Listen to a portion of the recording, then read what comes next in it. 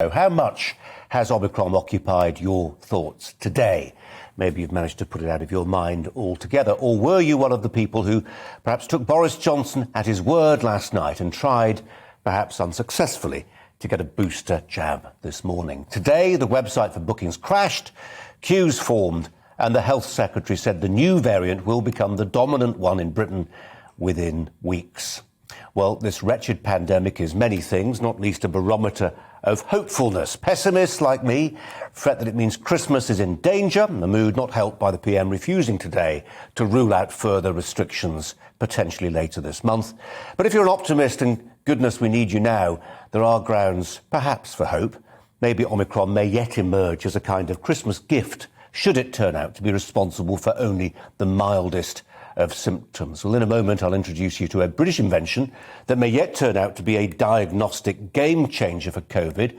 But first, let's talk to Professor David Strain about where we are right now and whether politicians of all stripes are right to warn today of a looming tsunami of dangerous infections. Professor Strain, I really appreciate your time this evening. Thanks for joining us. We are, it seems to me, many people caught in a cleft stick. On the one hand, some of the early data that's come out of South Africa suggesting we ought not to be overly concerned, and a few clinicians saying this may be a mild infection, but that overbearing logic that says it doesn't matter how mild it is, if there are lots of cases, we run the risk of an NHS being overwhelmed. And we're trying to calibrate our personal risk between those 2 points. Yeah, and that's the position that we're in. And unfortunately, at this moment in time, we just don't have the answer. And although there are many people going doom and gloom, many people saying this could be our saviour, the reality is, from previous waves, it was about 13 to 15 days between diagnosis and contracting it that people started getting sick. On average, it was about 19 days before people started dying of it. And it's actually 19 days today since that this was first described in South Africa.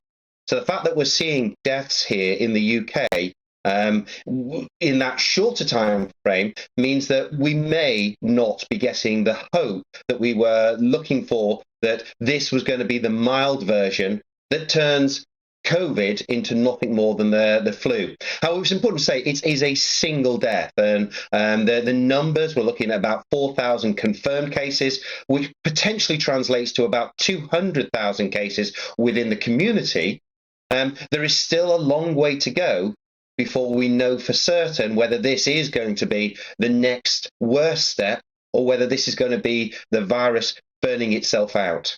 David, just on the point about the fatality, I mean, it will feel to some people like semantic dancing on a pin, but it perhaps does matter whether somebody dies with or of this variant. Absolutely. I mean, we have to remember that every year, every day, thousands of people in the UK will be dying of other conditions. And that's why we're very careful. So the full details of this one particular case haven't been released yet. And I fully appreciate the reasons for that because of the family who will be going through this tragic loss. But it will be important that we find out whether this is somebody who has died because they contracted COVID and despite all of the new treatments that we have to protect people has continued to die anyway, in which case that is a real cause for concern, or whether this is somebody who had multiple other problems and actually it could have easily been a common cold, it could have been flu, it could have been anything else, and COVID is just one of the contributors to what could have been an otherwise completely natural end of a life. Professor, I'm just looking, we mentioned those figures coming out of South Africa, and I can't vouch, I'm sure you can't vouch either, for the veracity and the rigour with which they're collected. It may have very different reporting systems, I'm sure it does, compared to the UK for a variety of reasons. But the latest figures I saw, and I think they're from today, of cases being up 119% in a week, hospital admissions up 141% in a week, but only 11 deaths. Now, it may be that the deaths are sadly a lagging indicator in this, but there may be, crumbs of hope there. I mean, there are crumbs of hope, and we're all looking for this. We all hope that this is going to be the Christmas miracle that puts this pandemic to an end.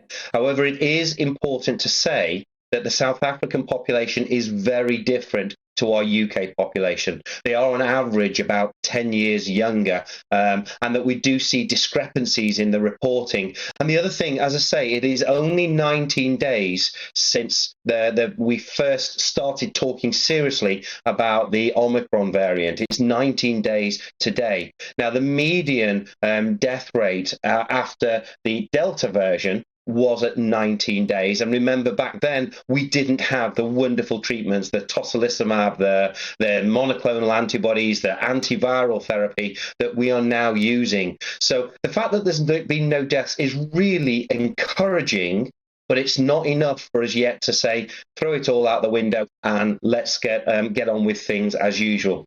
The other important thing to say is, even if it only causes half the number of cases or half the number of hospitalizations as a Delta variant, the fact that it's spreading through our population at this rate, the fact that people are being infected so commonly and so easily despite being double vaccinated, then even a small percentage of a very large number still becomes a large number that will stop other conditions. It will stop cancer treatments being received. It will stop heart attacks. It will stop all of those other things. So it's the knock-on effects that we're also worried about.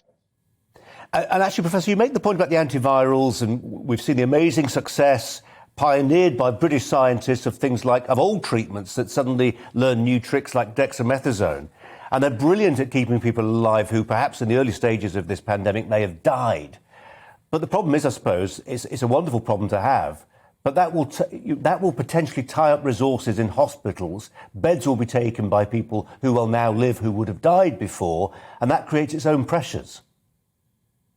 It does, but one of the major focuses we've had over the recent months have been on therapies that have been designed to reduce the risk of getting sick in the first place. So for the immunocompromised, for people who are, let's say, have had a transplant or on a major therapies that stops them producing their own antibodies, we now have antibody therapies that were incredibly effective, about 70% reduction in the risk of hospitalization from the Delta variant. And again, British company GSK have announced that their monoclonal antibody, they're confident that that is going to be stopping the Omicron variant from causing people to be hospitalized. So there are those therapies that are stopping people getting sick in the first place for those who don't get all the benefit from vaccination. Now, it's important to say this is not an alternative to vaccination. This is not something that we can say, take this instead of vaccination. This is specifically for the individuals who are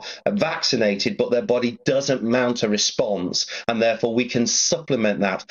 And that is hopefully going to bring the length of stay down for those who do catch it despite being vaccinated, and then for even them make Christmas a rosier place.